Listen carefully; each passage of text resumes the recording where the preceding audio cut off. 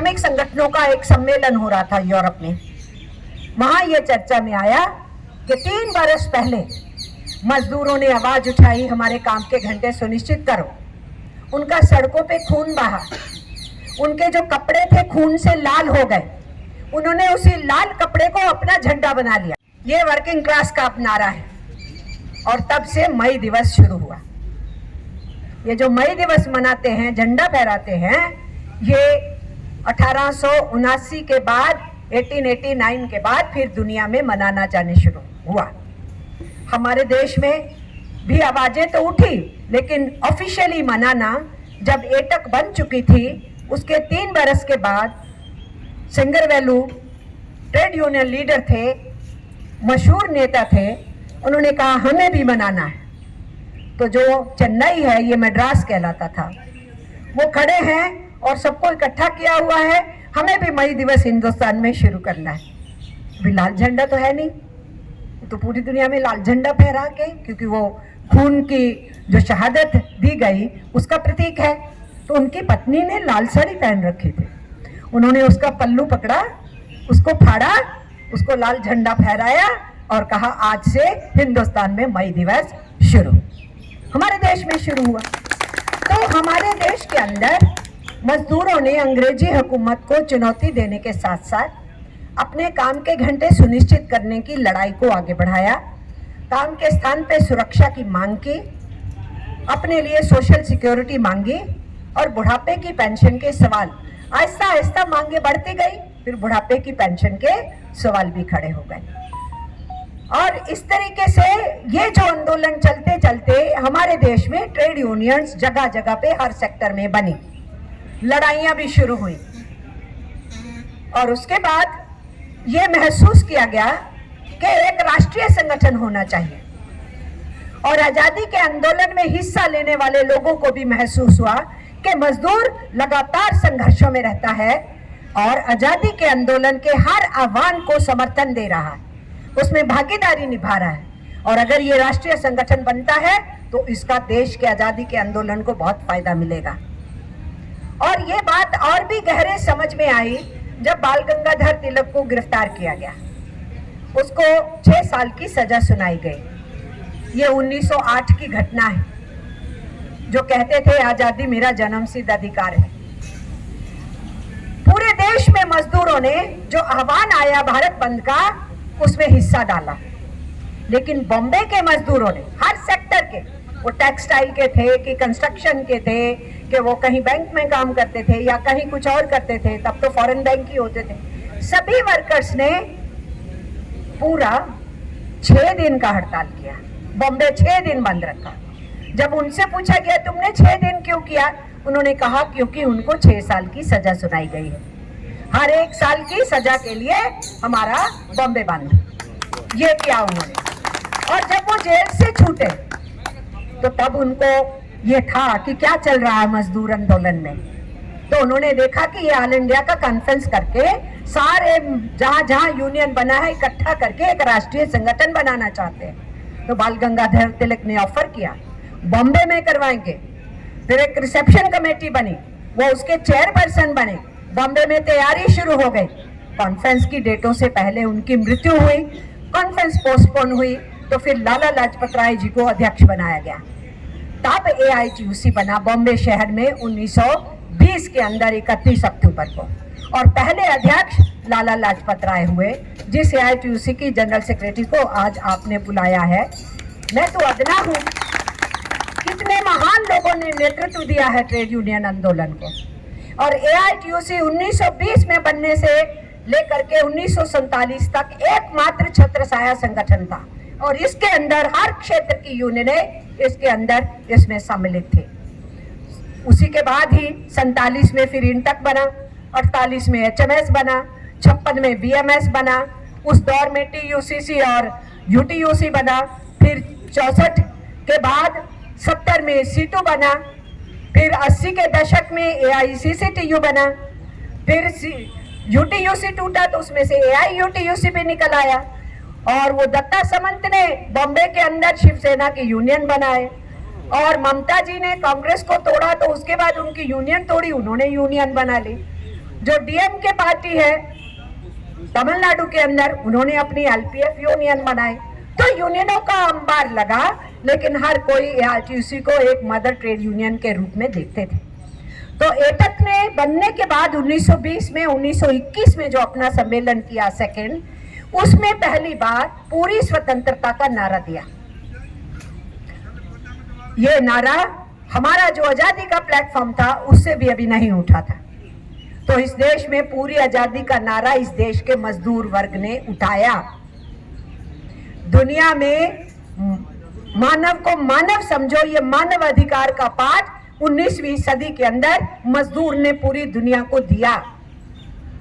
और 21 में पूरी आजादी का नारा पास करने के बाद इस देश के अंदर आंदोलन मजदूरों के और तेज हुए।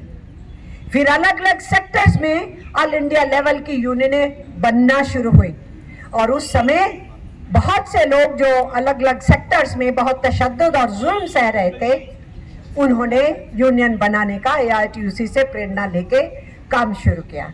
उसी में प्रभातकर का नाम आता है, उसी में ही पीएन चड्डा का नाम आता है, उसी में ही एचएल परवाना का नाम आता है। उस समय के साउथ के, नॉर्थ के, जिन्होंने पहले कदम उठाए कि बैंकिंग सेक्टर में हम भी एआईटीयूसी से सबक लेते हुए हम भी अपने यहाँ यूनियंस बनाएंगे। और 1946 में पहला संगठन बैंक यूनियंस का बना था, एआईबीईए।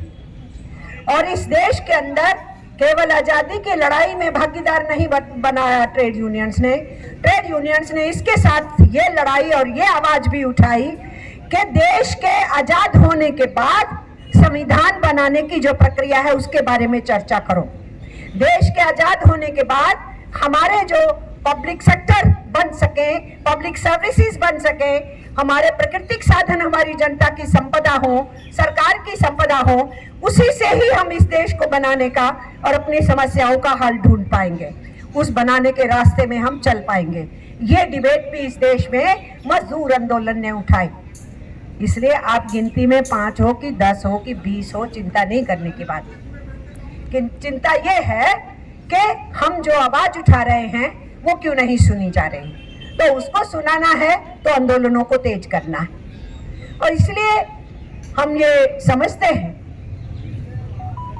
जहां तक काम के घंटों का प्रश्न है, साइंस और टेक्नोलॉजी की ग्रोथ के साथ काम के घंटे कम किए जाने चाहिए।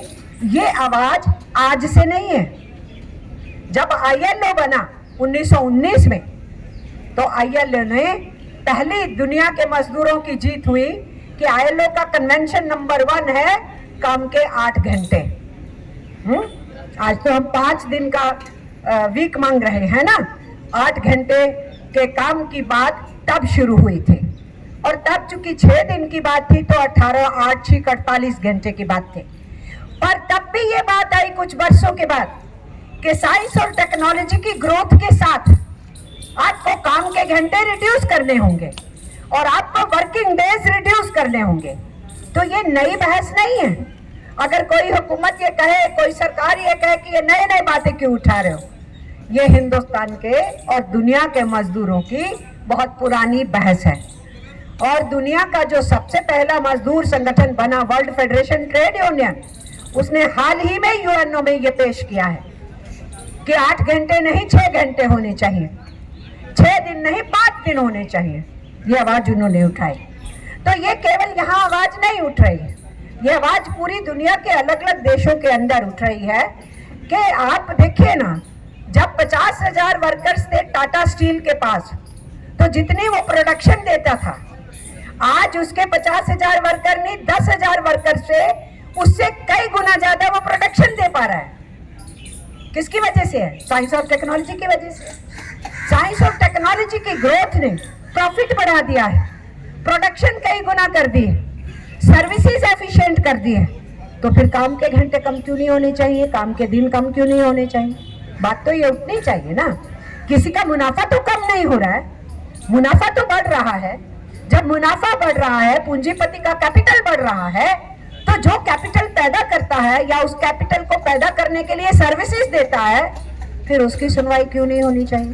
तो ये मानवीय अधिकार की बात केवल 8 घंटे तक सीमित थोड़ी रह जाएगी। ये तो फिर आगे बढ़ेगी और मांगे उठेंगी, नई नई मांगे उठेंगी। और आगे बढ़ेंगे। तो ये उस समय भी ये बहस चली थी और ये बहस आज भी दुनिया के अंदर चल रही है। अब इस देश के अंदर पब्लिक सेक्टर इटसेल्फ की स्थापना करना एक बहुत बड़ा काम था, जो मजदूर आंदोलन ने उसकी आवाज उठाई। हमारे देश के अंदर जो आज पब्लिक सेक्टर को निरस्त करना चाह रहे हैं, उसको खत्म करना चाह रहे हैं, पब्लिक सर्विसेज को खत्म करना चाहते हैं, बैंकों के ऊपर भी तलवार लटकी रहती है, बहुत सा काम आउटसोर्स किया गया है, बहुत सी जगह पे बिजनेस कॉरेस्पॉन्डेंट बना दिए गए हैं, बैंक के अंदर जो काम करने वाला है उससे 5 गुना कम पैसे में आपने पढ़े लिखे बच्चे बिठा रखे हैं, फॉर्म भरना है, ये करना वो करना है, तो जॉब्स नहीं मिल रही, ठेकेदारी बढ़ रही है, आउटसोर्सिंग बढ़ रही है। और दूसरा बहुत सा काम फिजिकल हैंड से आपने उठा के नेचुरली दे दिया है सर, टेक्नोलॉजी को दे दिया है, ऑनलाइन सर्विसेज को दे दिया है, इंटरनेट को दे दिया है, बहुत सारा काम। तो ये सारी चीजें संज्ञान में ट्रेड यूनियन आंदोलन के है। ये नहीं समझे हुकूमतें और सरकारें कि इनको कुछ पता नहीं है, भाई डील करते पब्लिक डीलिंग करते हैं तो सब कुछ मालूम है। इसलिए मैं आपकी ये मांग पत्र पढ़ ली, मैं इसका समर्थन भी करती हूँ। मैं आपसे ये भी कहना चाहती हूँ कि हम अपनी लड़ाई अकेले अकेले लड़के नहीं जीत सकते। ये तो ट्रेड यूनियंस ने सबक सीखा। हम जितनी सेंट्रल ट्रेड यूनियंस हैं, हम तो सब निजीकरण के विरोध में लड़ रही थी। पब्लिक सेक्टर बचने चाहिए, गवर्नमेंट सेक्टर बचने चाहिए, गवर्नमेंट सर्विसेज बचनी चाहिए, हमारे बैंक्स, हमारे इंश्योरेंस, हमारा कोल, हमारा स्टील, हमारा पेट्रोलियम, हर विभाग, हमारे पोस्टल डिपार्टमेंट सब बचने चाहिए। ये लड़ाई हम लड़ रहे थे और जल्दी ही समझ में आया अकेले अकेले लड़ा नहीं जा सकता। और ये बात बैंक्स में भी समझ में आई, तभी आज तक आप बैंक नेशनलाइजेशन को बचा सके हो। आपके यहाँ भी यूएफबीयू बना, यूनाइटेड लड़ाई शुरू हुई, ऑफिसर्स ने भी यूनियनें बना ली, उन्होंने भी अपना फ्रंट बनाया, वर्कमैन और ऑफिसर्स ने मिलकर अपना यूएफबीयू बना लिया। तो एक साथ लड़ने से बहुत हद तक आप अपने बैंकिंग सेक्टर को आज तक बचा के रखे हुए। जब 2008 में मंदी आई है तो किसी प्राइम मिनिस्टर या प्रेसिडेंट को क्रेडिट नहीं जाता कि हमारा देश उस मंदी से बच गया। ये क्रेडिट आप लोगों को है। हमारे देश के यूनियंस ने अपने पब्लिक सेक्टर को बरकरार रखने के लिए दशकों लड़ाई लड़ी है। 1991-92 में जब नई आर्थिक नीति आई थी तो सबसे पहले बैंकों के डीनेशनलाइजेशन का बात शुरू हुआ था। सबसे पहले आउटसोर्सिंग इधर शुरू हुई थी, फिर दूसरे सेक्टर्स के नाम लेने शुरू किए थे और तब से लड़ा है बैंक यूनियंस ने। और उसी के बाद समझ में आया था कि यूनाइटेड फ्रंट बनाना बड़ा जरूरी है और मिलकर लड़ना बहुत जरूरी है, अकेले अकेले आवाज नहीं चलती। और आज हम देख रहे हैं कि हमारे जो इडबी का बैंक है, जो रूरल इकोनॉमी में बहुत बड़ी मदद करता है, उसके निजीकरण के रास्ते की तरफ बढ़ा जा रहा है। तो क्या अकेले हमारे इडबी के एम्प्लॉयज और ऑफिसर्स लड़के जीत लेंगे? नहीं, उनके साथ तो यूएफबीयू को खड़ा होना पड़ेगा। और अकेला यूएफबीयू क्यों, पूरी सेंट्रल ट्रेड यूनियंस ने उनकी मदद करनी पड़ेगी। तो जब सेंट्रल ट्रेड यूनियंस को समझ में आ गई कि हर सेक्टर के अंदर जितनी फेडरेशन, जितने एसोसिएशन है, एक साथ हो जाओ, ये समझ में आ गई, तो सेक्टर वाइज भी समझ में आ गई और यूनाइटेडली भी आ गई। और आज हम platform of central trade unions के नाम से हम 10 सेंट्रल ट्रेड यूनियंस एक साथ हैं। 11वीं बीएमएस भी हमारे साथ होती थी, पर 1975 ये 2000 जो है वो 15 से हमारे साथ नहीं है, 2015 से। और 2015 में ही इंडियन लेबर कॉन्फ्रेंस हुई, आज तक उसके बाद इंडियन लेबर कॉन्फ्रेंस भी नहीं हुई। तो हमारी सेंट्रल ट्रेड यूनियंस एक प्लेटफॉर्म के रूप में इन सारे प्रश्नों के ऊपर उनको मद्देनजर रखते हुए संघर्षों के रास्ते पे रहते हैं। अभी लेटेस्ट एक्शन जो था वो किसानों के साथ मिलकर 9 जुलाई को पूरे देश की आम हड़ताल का था, जिसमें 25 करोड़ से ज़्यादा वर्कर्स ने हिस्सा लिया। और गांव के क्षेत्रों में किसानों ने, खेत मजदूरों ने बढ़ चढ़ करके मोबिलाइजेशन किया। उसके बाद 13 अगस्त को कॉरपोरेट क्विट इंडिया कह के अपनी लूट बंद करो, इसको लेकर के 13 अगस्त को मनाया गया। और अब 26 नवंबर को, जिस दिन किसान चले थे हरियाणा से और पंजाब से दिल्ली की तरफ और दूसरे राज्यों से दिल्ली की तरफ, और उनको बॉर्डर पे रोक दिया गया था, आप तो जानते हैं। और इसी तरीके से जो है उनके समर्थन में ट्रेड यूनियंस उतरी थी और 26 नवंबर को ही ट्रेड यूनियंस ने हड़ताल किया था क्योंकि हमारे ऊपर जबरदस्ती 4 लेबर कोड थोपे गए। आपको अभी 50 की इजाजत दी है ना, अगर ये लेबर कोड लग गए तो आपकी एप्लीकेशन पुलिस ऑफिसर रद्दी की टोकरी में डालेगा। 50 तो क्या, आपको फटकने भी नहीं देंगे। मजदूरों ने जो 150 बरस लड़ करके अपने लिए श्रम कानून लिए, उन श्रम कानूनों को छीनने की पूरी तैयारी है। और आप कह रहे हैं हमारे को 5 दिन का काम दो, जायज मांग है, मैं समर्थन करती हूँ।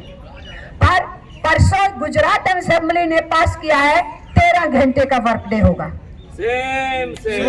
कर्नाटका ने पास किया था, इससे पहली गवर्नमेंट ने, और इस गवर्नमेंट ने निरस्त नहीं किया उसको, जो कर्नाटका में बैठी है उन्होंने 12 घंटे का पास किया।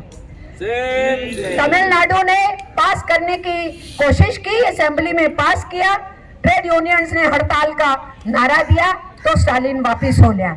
लेकिन अब शॉप एंड एस्टेब्लिशमेंट के अंदर सब जगह पे 8 से 10 घंटे हर स्टेट के अंदर वो लेबर यूनियंस को बुला के चर्चा चल रही है। यूनियंस विरोध कर रही है, वो कह रहे हैं हम करेंगे। महिलाओं के लिए नाइट शिफ्ट केवल एविएशन में था, हेल्थ सर्विसेज में था और टेलीकॉम में था। उनके लिए माइंस में और फैक्ट्रीज में नाइट शिफ्ट हमने बंद किया था ILO की कन्वेंशन के बाद, अब उसको रिवाइव किया जा रहा है। फैक्ट्रियों के अंदर, खदानों के अंदर, शॉप एस्टेब्लिशमेंट में महिलाओं की नाइट शिफ्ट शुरू की जा रही है, जो हमारे देश में हमने बंद की थी महिलाओं की हालत को देखते हुए, लेकिन उसको शुरू किया जा रहा है। तो अब उल्टी चक्की चलाने की कोशिश की जा रही है, इसलिए आपकी विक्ट्री महत्वपूर्ण होगी। आपको मालूम है ना उसने क्या बोला, मूर्ति जी ने बोला 72 घंटे काम करें, मुरली बोले। और एक और वो सज्जन है, क्या नाम है उनका, सुब्रमण्यम। हमारी खबरों से जुड़े रहने के लिए हमारे चैनल को सब्सक्राइब करें और बेल आइकन को दबाएं ताकि खबर की नोटिफिकेशन आपको मिलती रहे।